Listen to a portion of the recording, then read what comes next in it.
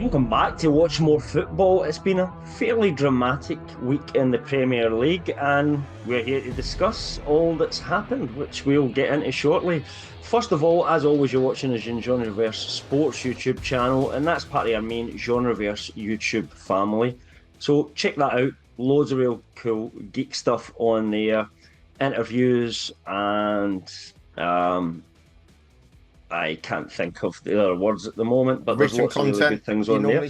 And you can also find similar content to that I can't think of right now on lrmonline.com, but just in written format.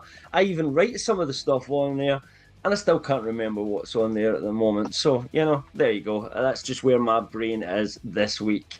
Maybe that's just because my team lost this week, spoilers. But there you go. Boys, it has been a bit of a dramatic week, but we'll get to all that. So, I'm obviously here with Ryan and Dave, as usual. Producer Kel's there. Mick's not with us again this week because he's still a bit poorly at the moment. So get well soon, Mick, and we do hope that he'll be back next week as normal. He has left us his thoughts on the mighty Newcastle United, or maybe not so mighty Newcastle United at the moment as well. We'll start off as always with our prediction results for last week. I think it was a good week for me, wasn't it, Ryan? Yeah, I mean you top scored this week with 10. Mick had a good week. He got 8, and that was enough to just keep him ahead of you in first. Dave had quite a poor week, I've got to say, but still middling, I would say. Two late goals caused me to lose like 6 points. So you've got to play to the whistle. It's a 90-minute game, Dave. We keep telling you this. Right. But you are still one disallowed goal off getting an extra 3 points, and it gave Mick 3 points as well. Yeah. What I would say is against my own team. So. You've had a bad week, Dave, but you're still well in the hunt. So currently the overall standings are Mick is top on 73 points. Cam is second on 72, and Dave is third on 70. Then we have a bit of a gap to me and Kyle. Kyle's on 58, and I'm on 53 after another abysmal week from my perspective. So Kyle's pulling away from you, is he? He really is, yeah. Normal services definitely being resumed. Just so you guys know, it's always been my intent to trail going into the second half of the season. Yeah. Yeah, that's Leading what all the best teams do. Pretenses. That is what all of the best teams strategy do. As well. So we let our guard down. Oh, yeah. Yeah. It's no bonus this week. Ryan, this I time, suspect that Mick and Dave are starting to collude in this slightly, and like congratulate others. So I'm so glad that you got the 3 points and not Cam this week. Dave said that on the chat this week. Well, I've just forgot about you, to be honest. I mean, we've totally took it out of context, and we're going to use it. And that result would have been enough to swing it as well. That's the thing. No, that would have been me top as well. I feel like Mick is my I was going to actual team competition, Ryan, so... Yeah, I think you're better off on your own there, mate. I think we're in a bit of a free horse race at the moment. Yeah, but you never know. Much like the real league. Much like the real league, but we'll get into that. We're not going to do shock of the week this week, just because there's so much other interesting content there is to lots get of through. shocks, but yeah, a lot of this week is shocks. So I don't think there was a massive sort of trend in terms of results that none of us predicted. Nobody had West Ham beating United, and no one had Palace beating Spurs.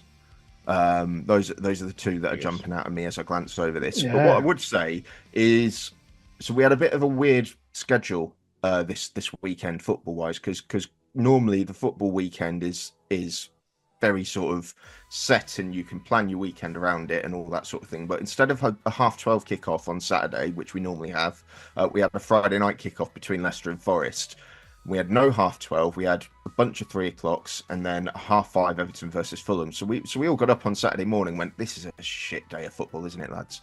And it actually, even though none of it was shown on TV, was just the most bonkers day of football I can remember for a little while. In terms of the Brentford Ipswich game, the Brighton Wolves game, loads of late equalisers and winners. I think it was quite an exciting day. I watched Well, yeah. I did watch one of them, but I wish I could have watched them all at the same time. Sadly, that'd be impossible. Even if we did put nice them to have a screen like in the Matrix, just loads of TVs. I mean, even if they just do like the NFL do, and they just sort of show highlights of every game, I still think, you could break the blackout. They do the goal show on like TNT Sports and that, don't they? For like the UEFA competitions, like the Champions League and that, they'll do the goal show where it's just people talking and they just show you all the goals for all the games. Yeah, your guys' whole Saturday thing, afternoon for sure. Your guys' whole thing where they only show like games nationally is utterly like shocking, because when say the Las Vegas Raiders are playing, the local channel in whatever affiliate has the rights, whether it's NBC or Fox or whoever, the Vegas local channel for that will play that game, and everyone in that area that receives that can watch it. And then of course you can buy packages to watch games even out of market.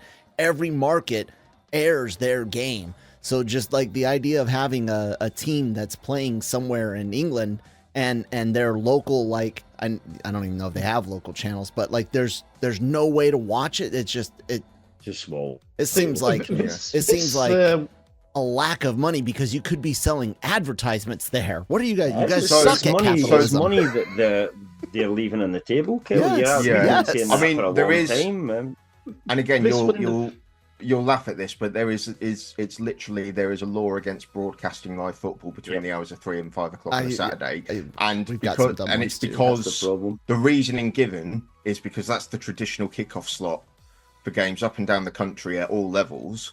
So they think it's there to preserve like the match-going crowds for the lower leagues, because if everyone's sat at home watching the Premier League, no one is going to the lower teams. No. I think that just capitalizing. It might have been true back in the day, but it's not the case and now. They get around that by moving all the kickoffs to certain places, to certain times, so you only ever have sort of half the games on at that time slot anyway.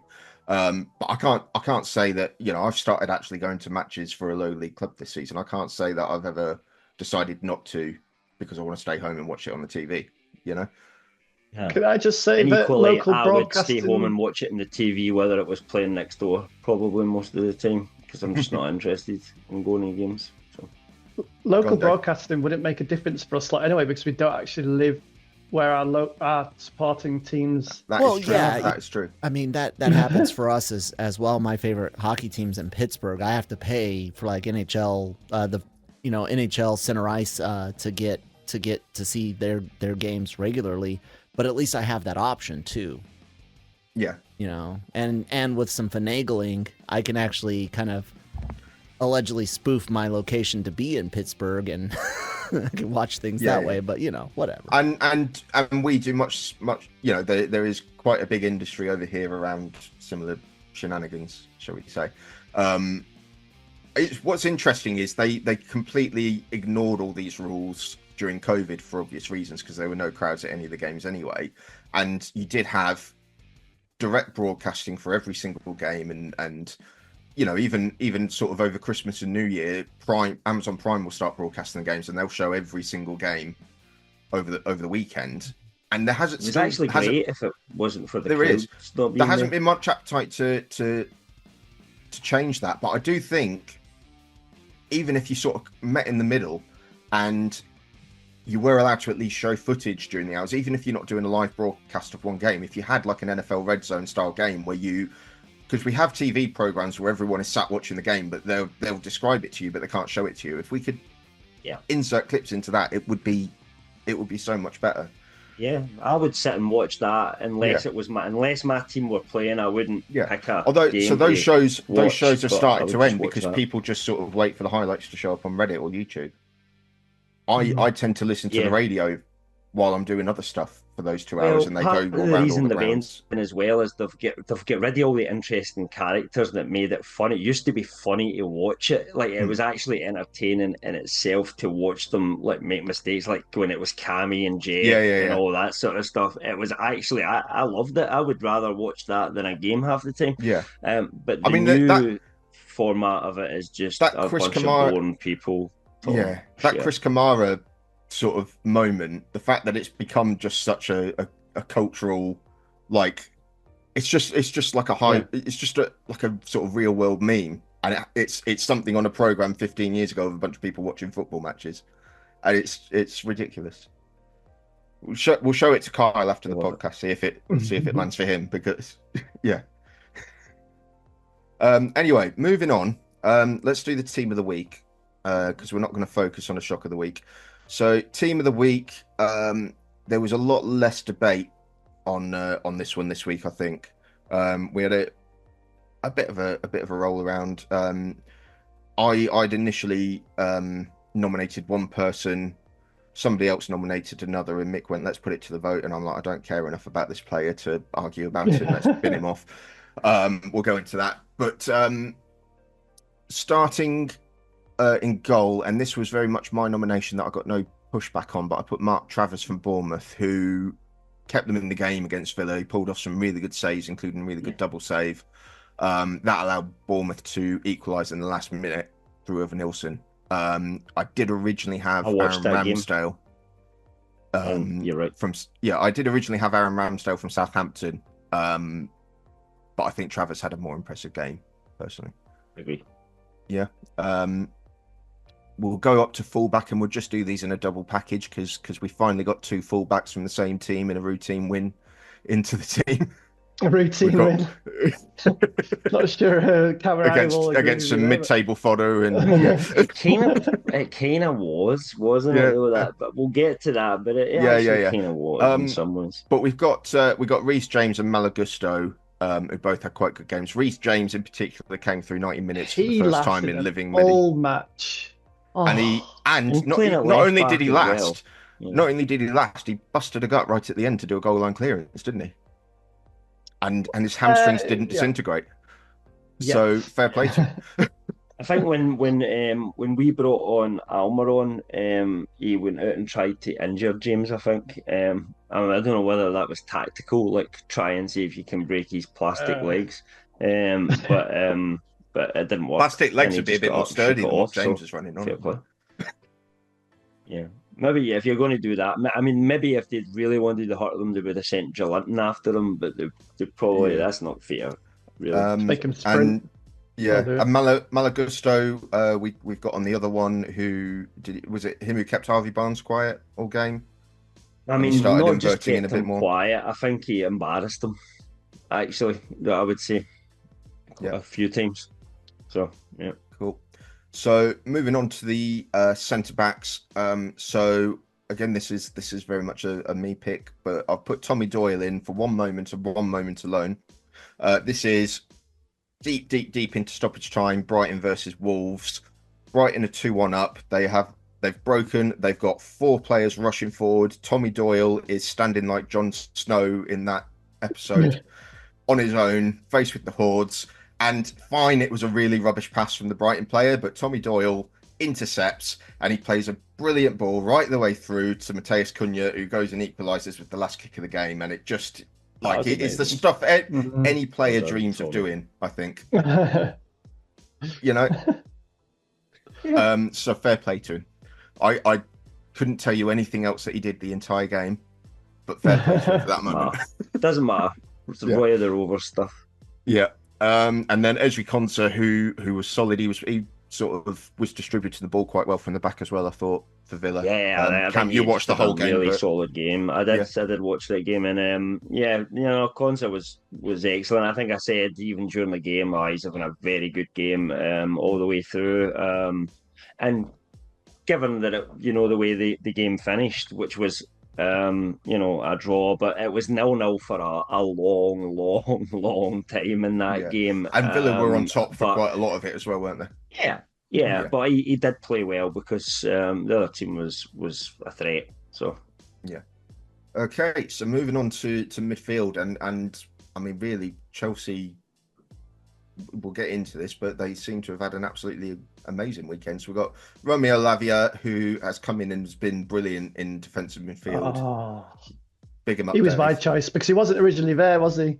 No, I put Calvin Phillips in, who I thought had a decent game.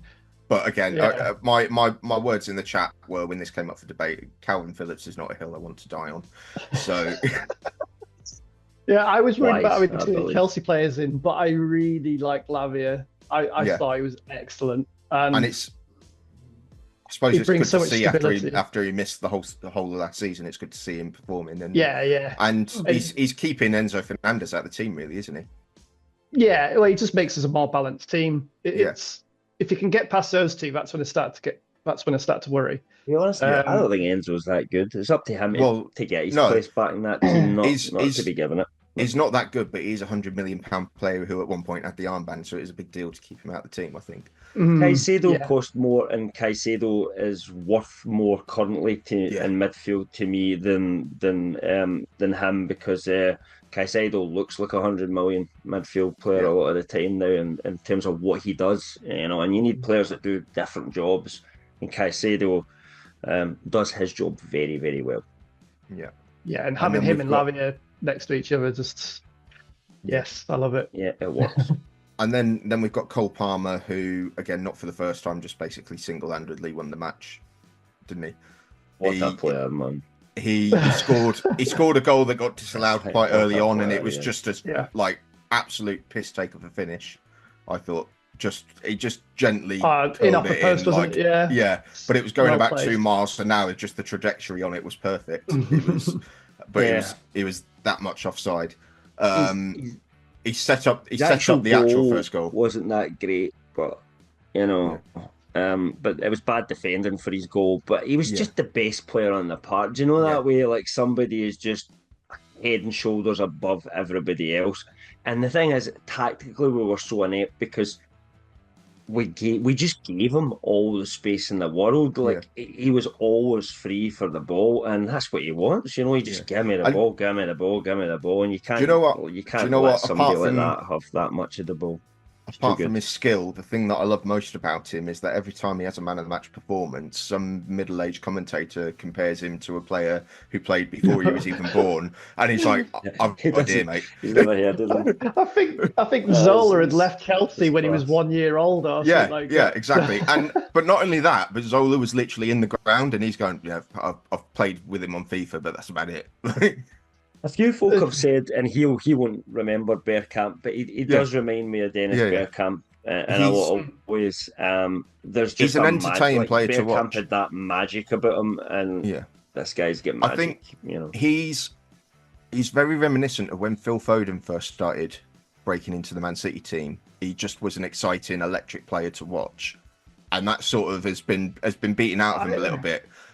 I think Foden was always that kind of. I always saw Foden as more a Xavi type. That classic sort of almost 8-10. The whole time he played. I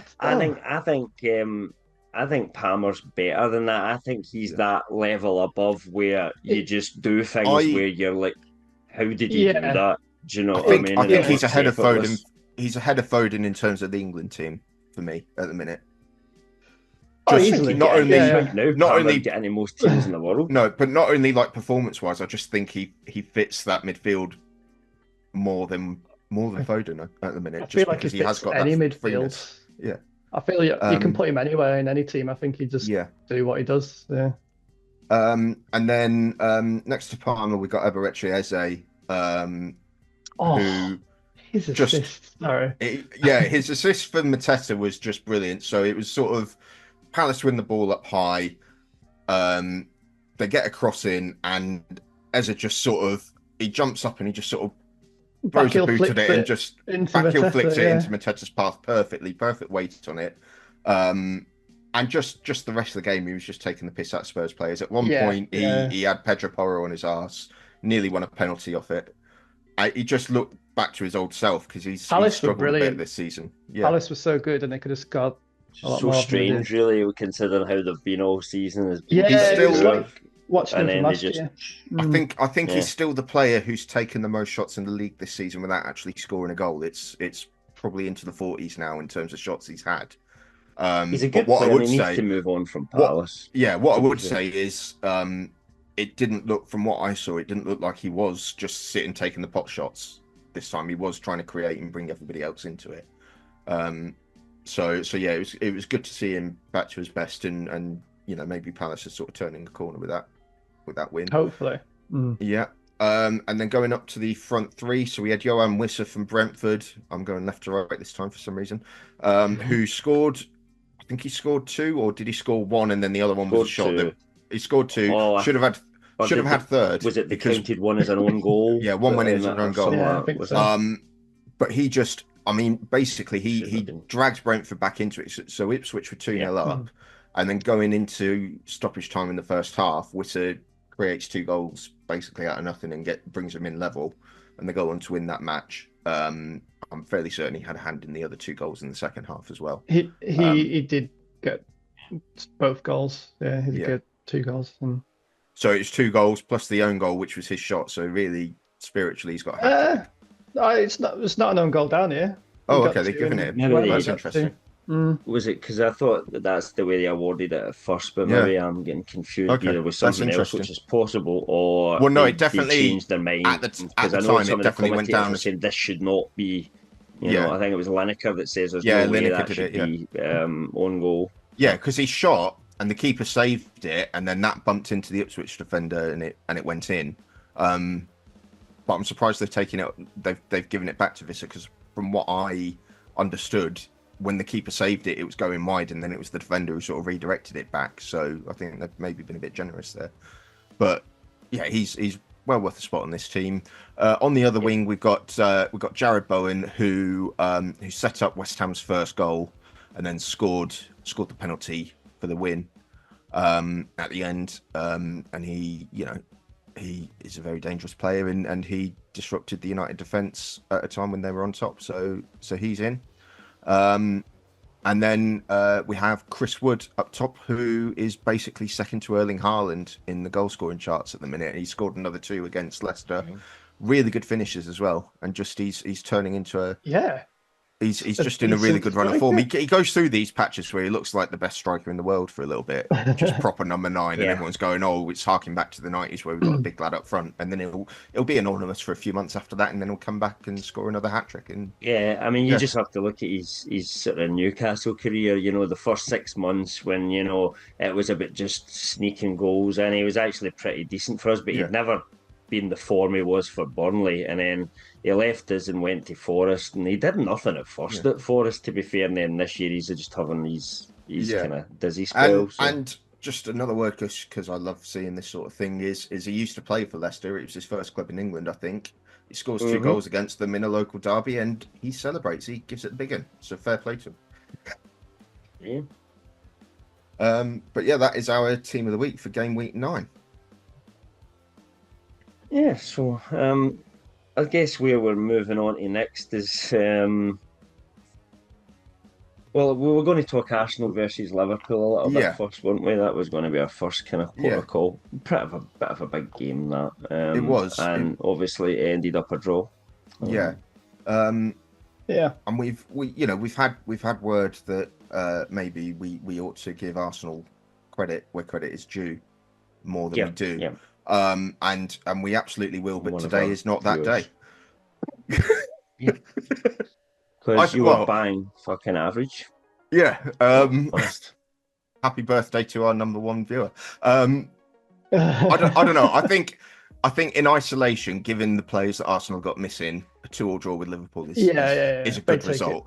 However, they've now played both of their title rivals. They've been in winning positions against both of them, and they've failed to see it over the line, and I think that's quite damaging for Arsenal if they want to win the league. They are games that they need to find a way to win if they're going to.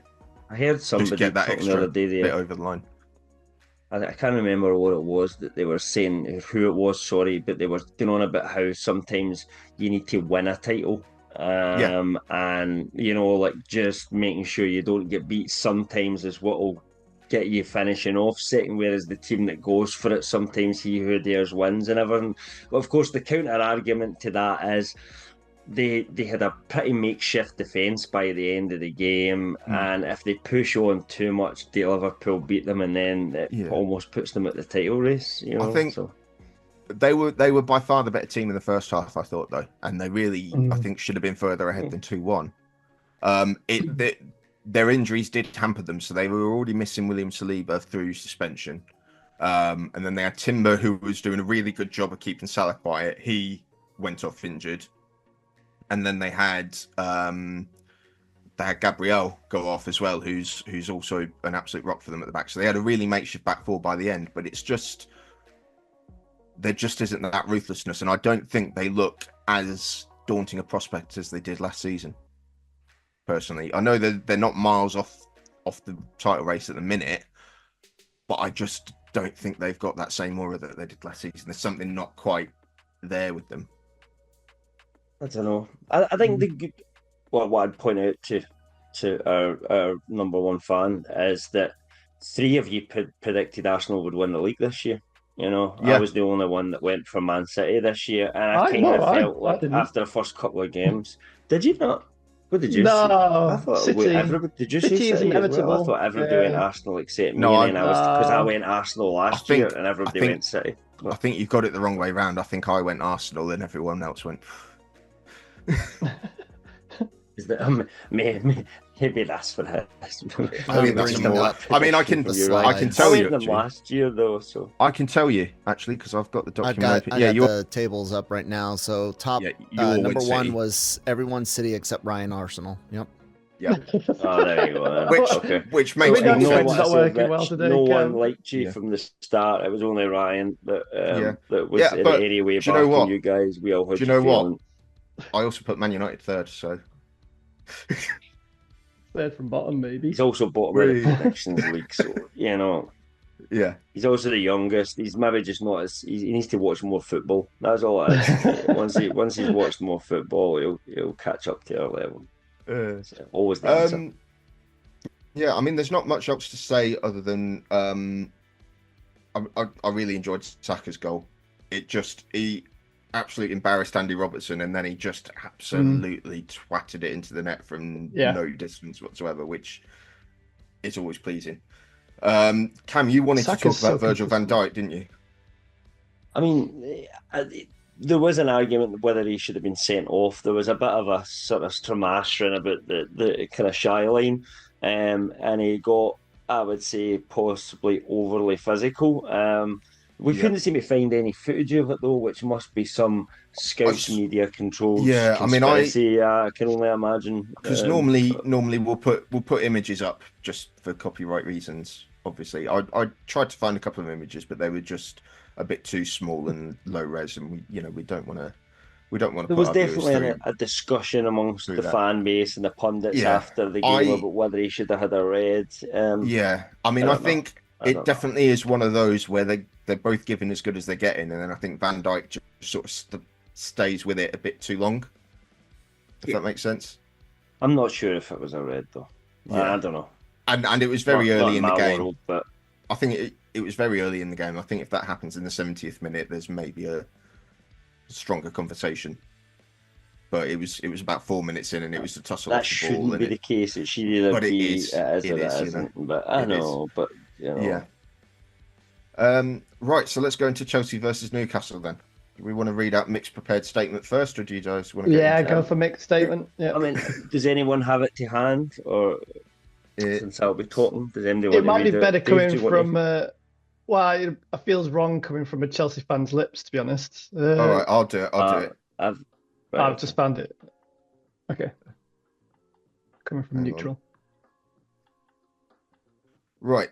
Do you want me to put on a Geordie accent as well, or do you... okay. No, we can get cancelled. Right. So Mick says, we don't look our normal selves, look very frail defensively, still creating some chances as we had enough to equalise even though we didn't deserve it. I'm a little worried as the players look like they have kind of down tools as they're not competing all over the pitch like they usually would. There's no excuse of fatigue or injury crisis this time either. But Howe was massively let down in the transfer window, so we're not as strong as we should be, where everyone else have strengthened. I think January will be huge for us for recruitment, and if Howe doesn't get it right after that, I don't think he'll be here next season. I think that's fair enough. I'd maybe say the excuse of fatigue. I think that might still apply because although you haven't had any injuries this season, last season would have taken a lot out of everyone, and you only had about 6 weeks break. So I think people still being knackered is understandable. But I think the main thing, though, for me is that we didn't strengthen enough to give ourselves more competition for places and be able to give more people rest. It feels like the only difference this year is having Tonali back in there, and it means we're not having to just play that Longstaff, Joelinton, Bruno combo all the time. But Joelinton and Bruno are still playing every single game. It's really just Tonali and Longstaff coming in for each other kind of thing. And you do think eventually that maybe you need to experiment with changing that around a little bit.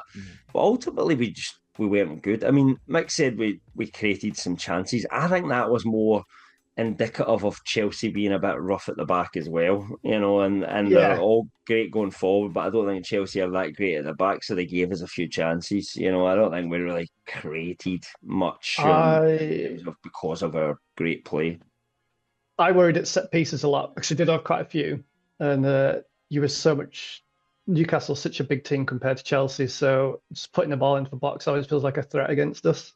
I seriously thought you were going to score like that, but yeah, we're remarkably, for the height that we actually have in the team, we're not very good. We don't have a set piece coach, which every other team seems to have at the moment. And I actually think it's one of the areas we're actually needing to improve on, because we don't score enough goals from set pieces. We're not very imaginative with it. I think we're okay defensively. We very rarely lose a set piece goal either, but you need to be good going the other way as well. And that allows you to kind of snatch goals in games, and you need to find ways when you're not playing well to just snatch goals at time. But ultimately, I think Mick's right in terms of defensively, we just don't look good at all. I mean, Pope, Shaw, they just really don't look on it. I think Burns had a decent season. Maybe it wasn't his best game yesterday, but he's been okay. But we really needed to strengthen in that defensive area this year, and we didn't. And I think all our issues this year go back to that we just didn't strengthen enough in the summer. I think we spent too long getting bent over and getting our bums poked off Funino's parish, and just diddling us over the back of the fence, and there's just all we did was waste our time. If we had went and recruited, there was players out there that could have improved us squad wise, even if they weren't necessarily shoe-ins for the first team, because you can then, if they're decent, you can get value and you can sell them on when it is time to you get the one that you want. But we've stayed the same. That's the problem. The team's just the same, and it's become a bit stale this year. And I really don't think we'll make a push for Europe this year unless we have we're still in the hunt. We have a big January transfer window, and that doesn't look as if we can afford to do that in January. It would impact us too much in the summer. So I just don't think it's going to happen this year, and I don't see the point of going wasting a ton of money in January if you're not really going to get to Europe anyway. You might as well wait to the summer and try and do a proper rebuild. But how needs backed? Yeah, I do think the big one is wasting the entire summer chasing Mark Gahey when you look at the last minute bid move and look what happened. It really is. But you look at the last minute bid you put in for Anthony Elanga, and Forest said absolutely not, because we can't replace him in 6 hours. You could have had him signed fairly early, I would have thought. Especially when you were selling Elliot Anderson the other way, and he would offer clear we couldn't afford quite a bit, and we were keeping the whole budget for Gahey at the end. But really, if you'd come out of that summer. If you'd come out of that summer with the only sort of first 11 new player being Mark Gahey, I don't think that fixes really any of the issues, does it? Well, in some ways it would have, because Shars gets competition. We don't start with him. We don't then lose him to the red card. And since he's come back for that red card, he and I don't know whether it's because he knows maybe it's coming to the end for him, he just doesn't look as good as he has the last couple of years. He's just looking a bit dodgy, and his body language isn't great. So actually, if we'd Mark Gahey in there, who plays the kind of way how he wants his defence to play, and he's got that bit more pace as well, then actually I think it probably would have been a bit of a upper for us. I think there's a lot of issues that need to resolve. whatever's happening with Trippy, he clearly doesn't want to be there anymore. I know it's probably it's not anything to do with us as a club or anything like that. It's his personal issues and shit. But equally, I just think he needs to be moved done anyway. I think he's done anyway. A little bit. There is an element of that. He'll retire not long after he leaves Newcastle. And we kind of have got someone in Craft that we can use as cover for Livramento anyway. But we just need there's a couple of guys we just need to move on that we're really struggling to move on because no one wants to buy them. But I think we just need to get whatever we can get for them and then just buy slightly younger players that are, I've got a chance, and it doesn't have to be the finished article, but people that they had a good season, let's give them a shot. Because when they're young enough, as Chelsea's proved, you don't lose that much money on them, even when they're shit. Chelsea just bought 100 players, switched them round until they got 20 that worked, kind of thing, and then just get rid of the rest of them. And actually, it worked for them because they managed to sell them all because they all still have value. None of your old timers that are loyal to the club don't have any value. So. And that's that is the problem that United had for ages, is they had players who did a good job for us at the time, but we never got rid of them at the peak of their value. And like you said in the chat earlier on, Trippier could have gone to Bayern Munich in January, and for whatever reason he didn't. And we were all saying at the time, just take the money because he's only going to go downhill from there, isn't he? Yeah. Callum Wilson, I don't think there was much of an opportunity to get rid of him, but. Callum Wilson's going to run down his contract and then he's going to go somewhere for free. He's going to be miraculously fit to get his contract, play well for 6 months, and then he'll just start the same cycle again. I'm not saying he's doing it deliberately, but he's made a plasticine, the guy. 100% going to go and score 5 goals in 20 games for a mid-table Turkish club next season. Yeah, probably. I just wouldn't see any value in keeping him beyond this. I think his contract's up at the end of the season anyway. We would be mental to give him a contract with the amount of times he plays, But let's bring a more positive spin. Dave, you must be absolutely buzzing at the minute. Yeah, I enjoyed watching us play. Newcastle are a team I usually fear playing against because they're really physical, and that's what we struggle up against. And they're usually really good at pressing, but this time it was us who were really good at pressing Newcastle. Like our front six, like Madueke and Palmer and Jackson pressing a top right corner. We were winning the ball back so much. And then you've got Lavia and Caicedo in the middle who are really difficult to get past. And I was so confident in that game. It's just so nice to see. But it's when they get past Lavia or Caicedo that I start to worry.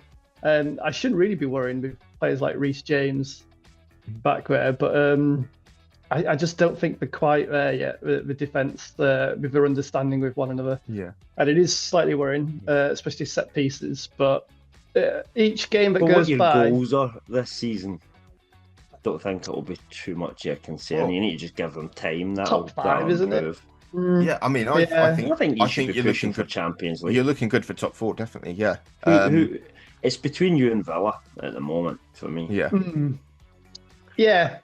Would you say that, because there was a lot of talk sort of last season that Pochettino, he would be getting some results, but it was like you couldn't really see where it was going. I maybe disagreed with that at times. It looked like you could see what he was trying to do, but it just wasn't happening. Would you say Maresca, you know what the end game is now? Yeah. I'm liking him at the moment. He's quite versatile. He's very upfront about what he wants. He's quick to make changes. And I think that's a lot to do with the depth we have and the players we have. But everybody's very versatile, so we can play in a few different ways. It's going to take them time, but we're ahead of where I thought we were going to be at the moment.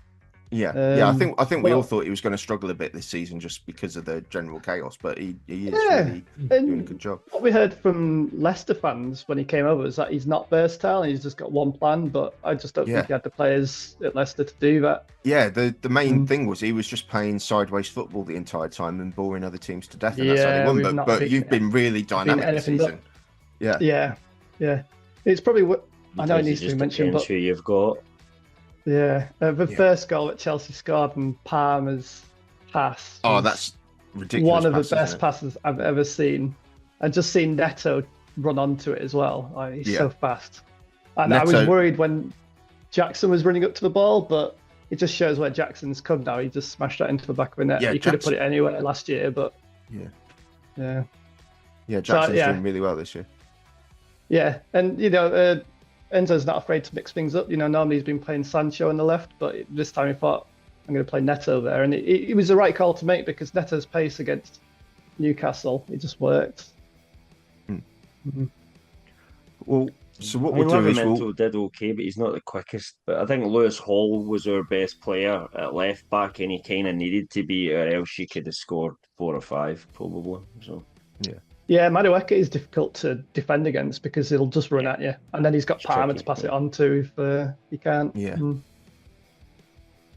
Well, I think we'll finish up on that game by going into VAR watch, and the first incident that we're going to talk about happened at 0-0 in that game, where Bruno Guimaraes sort of breaks into the Chelsea box. He's tripped over by Colwell, is it? Yeah. Sorry, Cam, take over a minute. I've got something in my throat. Yeah. He's got that in it. Not Ryan, I mean, Colwell. It's we were obviously screaming for a penalty at the time, but it wasn't a penalty because it was outside the box. And it never really occurred to me at the time, but it was later, when obviously I was watching people discuss it in the highlights, and quite a lot of pundits were saying actually it should have been a red card. If you look at the image, probably Kel's got on screen there, he's right through and goal. There's no one to stop him if that tackle doesn't stop him. It's a straight through one with a keeper. So maybe it could have been a red, but I certainly wouldn't be crying about it. Yeah, I saw sort of a description of it. Bruno's there. He's got players around him, but his next shot is a shot, isn't it? His next touch is a shot, and it's from a decent position. You'd expect him to finish it, I think. So I think there definitely could have been a red, and we've had a few sort of denial of goal scoring opportunities, and the rule is just very subjective around that at the minute, which I guess it sort of has to be. But you've got to make a genuine attempt for the ball, haven't you? Yeah. Which I guess Cole did, but it's just one of those rules. You're never going to have a hard and fast definition of it that's going to satisfy everyone, I don't think. But I think there is a case to be made for it to be applied in this one. Right, next one. Yeah, next one we've got Aston Villa's disallowed goal against Bournemouth. This was quite early on in the game, where they scored, but it was ruled that the ball went out of play in the build up to it. We got an image up, and this might be resolution, but I reckon there's a couple of pixels of ball over the line. I think this is the letter of the law is the ball has to be 100% over the line, 100% over 100% of the line for it to be considered out. I think you could make a case that that's in, especially considering the goal was given on the pitch. And it's very similar to the Newcastle one last year as well. I watched it live, and they didn't have a good angle of the one last year for Newcastle, but they proved it, by tech. But actually with this one, they had a really good angle, and they were able to roll it back and forth. And you can see clear. To me, I'm not an expert, but I would say it was out. Okay. In my opinion, I'm only looking at a still image, and we're never going to get a still image that's taken at the exact perfect moment, are we? But yeah, fair enough. I mean, that was, it was sort of a lengthy VAR check for that one as well, though. When it's maybe a bit of talk about threshold and consistency, but fair enough if we think that's a legitimate goal. Legitimately ruled out. Sorry. And then the next one is one that has sparked quite a bit of debate. Is the penalty incident for West Ham against Manchester United? Now, I think this is a penalty. To be honest, I think it's a clumsy challenge from De Ligt. The debate about it is the fact that the play happens, moves on quite a bit from the image that we're seeing on the screen. Nobody's appealing for anything. Nobody's doing anything. And about 30 seconds later, ref gets a voice in his ear saying, "Oh, no, you might want to look at that." Gets sent to the monitor. Michael Oliver is the video ref, and he's basically saying, "Oh, clearly and obviously you've missed a penalty here." Referee on the pitch, David Coote, doesn't look pleased about it, but gives the penalty. And you know, like I said, I think it is a penalty. I think it's a clumsy challenge. It's chaotic defending from United again, and it's not a game that we deserved anything out of because of how we played before that incident. But it is just interesting, just that threshold for the VAR intervention, where mostly this season they've been respecting the ref's call a lot more. I feel. What are your guys' thoughts? I'll comment last. I do not have anything to say.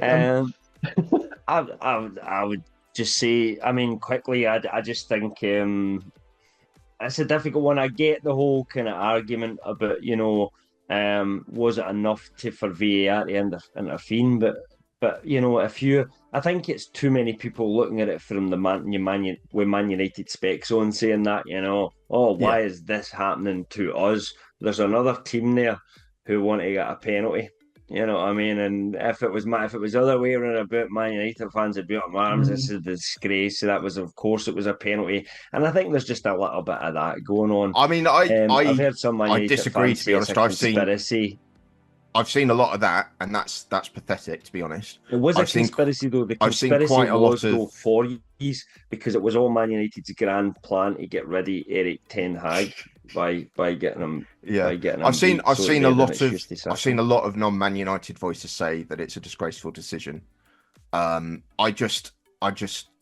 this is my philosophy anyway when it comes to refereeing decisions in United. If we're having a referee decision turn the game for us, we've not played a good game, in my opinion, and I'd much rather focus on that. The fact is, we were on top in the first half and put in the worst display of finishing I've seen ever. Oh, one of the worst finishes I've ever seen. Yeah, and not only that, but came out for the second half and just completely ceded control of the game to West Ham. So we deserved to lose that game, in my opinion. And whether that's a penalty or not, very honest of you, it's the right outcome, in my opinion. There is talk that it's Michael Oliver, because he goes out and he referees games in Saudi and Abu Dhabi, that he's been told to screw over Man United. I think that is a load of crap, because I don't think City give us a second thought at the minute. We are nowhere near a threat to City at the minute, so there's no way that they're trying to influence results our way. It's a load of rubbish. We deserve to lose the game. And moving on to the next item of the agenda, because we're pushed to time. Erik ten Hag. Okay. Go on. No, go on. I was just going to say, when I watched it originally, I thought that's definitely a penalty. But seeing what's happened since then, I don't think it was a penalty. And I think Michael Oliver has ruined football in the Premier League. And that brings us on to our next point. That is because Erik ten Hag has lost his job, which I think we all saw coming. I don't think any of us expected it to happen yesterday morning. I certainly didn't, to be honest. But I think it's the right decision. I think the writing has been on the wall, if not since the Liverpool game, certainly since the Spurs game. It's just a matter of timing.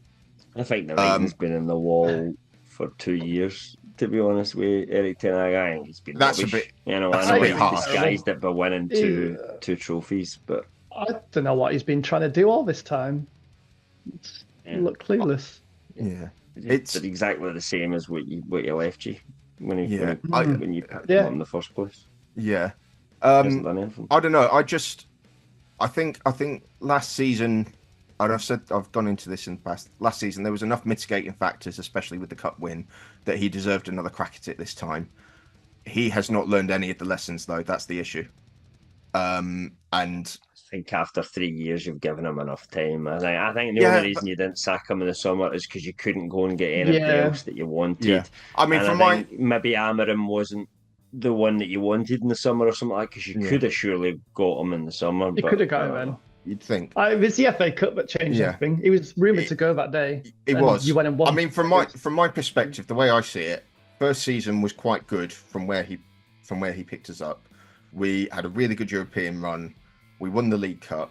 We finished third. Season got derailed a little bit because our first choice centre back pairing got injured. But first season was a good season, and I think people have been quite quick to forget that. Second season was an unmitigated disaster, but it was also an unmitigated disaster with, no players fit the entire time. He didn't solve the issues that presented, and that was a problem for him, but he still managed to get us through to an FA Cup win. I think that buys him. I think that buys him a third season. Third season has not been good. He hasn't fixed any of the structural issues in the play style. He does not look like he's got a solution for other teams. We've got our pants pulled down by Spurs, who are a good team, but they're also a team that you can get at if you know what you're doing. We had our pants pulled down by Southampton in the first half an hour of that game and basically got through it because we're Man United and they're Southampton. And just he just didn't look like he had the solutions. We're now almost certainly going to go for Ruben Amorim, who is quite highly thought of manager. Erik ten Hag was a highly thought of manager. You know, so there are lots of parallels. What I am excited by, you get it right. Yeah, what I am excited by is that they acted fairly quickly on Monday to get rid, and by Monday night it was right. Cool, Amorim's the dude, and they're potentially going to have him in place by the time we play Chelsea on Sunday, which you know is not how we've done things previously, in my opinion. I know everyone's saying he should have gone in the summer and should have got Amorim in the summer.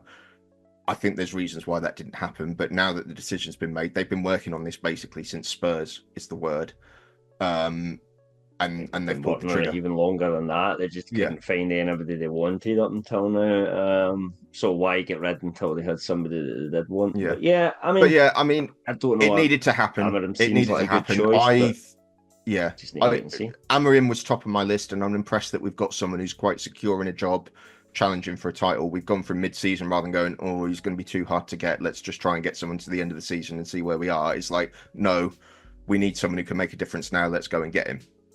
And can you see yourself building a project with him? That's what we're all doing now, aren't we? Everything is. I mean, my thing that I want to see is, yes, everyone goes, oh, we need to see a set style of play. Yes, we do need a bit of a tactical identity. We had that with Ten Hag, it just wasn't effective. But what we need is someone who can solve problems, because we, you know, even with everyone fit, there are still issues and there's still challenges that other teams are going to present. Can he get around those problems is going to be what's going to make or break him, and it's something that Ten Hag didn't show, and that's why he's got rid of. But that is all we've really got time for on that. We'll show our predictions. I can just say it was a good time to sack him because everybody forgot about it by the evening with the Ballon d'Or. Well, yeah. I mean, I don't know that that's quite true. I think he's been quite high in the news cycle.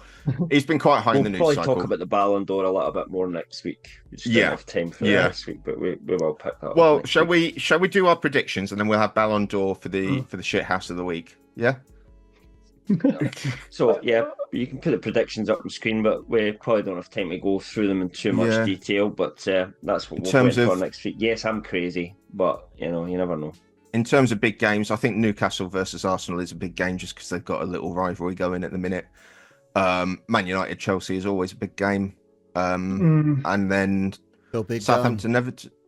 Yeah, Villa Tottenham. Villa Tottenham, that'll be entertaining, and then we've got Southampton Everton and Ipswich Leicester towards the bottom of the table, which you never know. But we'll end on our shit house of the week, which is everyone connected with Vinicius Jr. and Real Madrid, who, having heard that Vinicius was not going to be given the Ballon d'Or, just threw all of the toys out of all of the prams. So we've got a selection of reactions to that news, including Real Madrid just straight up not going to the Ballon d'Or ceremony because Vinicius wasn't going to win the award, even though they got awarded in multiple other categories. It's all a bit pathetic. Because Rodri is clearly the right winner over Alonso. I don't know. I don't think 2 tournaments, but going invincible for the year. I think Rodri is absolutely a deserving winner of the Ballon d'Or. I think maybe you could have Alonso over Ancelotti for Manager of the Year. But yeah, it's all a bit silly. And I'm glad that United had absolutely no part in it. Well, let's wrap it up. We'll be back next week as always. Check out our Main John Reverse YouTube channel. Check out lrmonline.com as always. We'll be back next week, and hopefully Mick will be back with us as well, and he'll be feeling a little bit better. But we'll catch you next week, guys. Thanks very much for watching. Cheers. Bye bye.